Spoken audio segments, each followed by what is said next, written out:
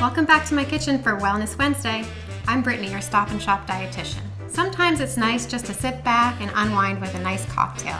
On days where you're looking for a refreshing drink that's low in calories and added sugar, mocktails are a fantastic option. Creative flavor combinations have been popping up left and right these days, and I love it. One of my new go-tos is a Raspberry Mint Mojito.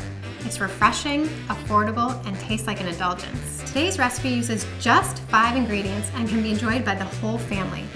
I'm using mint leaves, lime juice, raspberry lime seltzer, along with some fresh raspberries and cut lime as fancy garnishes. The raspberries, mint, and lime juice all add a boost of flavor to the seltzer without any added sugar.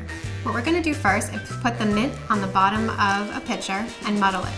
Muddle it really brings out the flavor of mint, plus it smells amazing. Next, you just pour the lime juice right over the mint. If you want to get fancy with it, you can even freeze a little bit of your mint in ice cubes to add to your drinks later. Lastly, we'll slowly pour the seltzer right on top so everything comes together nicely.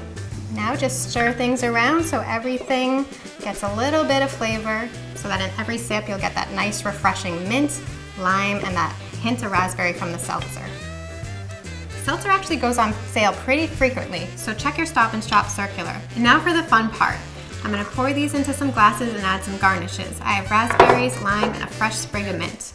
Putting these into some fun glasses, even if they're just cute paper ones you have lying around, really takes things up a notch. Hydration is really important, so you want to stay on top of it throughout the day. Have something refreshing at the ready anytime you're thirsty. The next time you're looking for a refreshing drink, try our Raspberry Mojito Mocktail.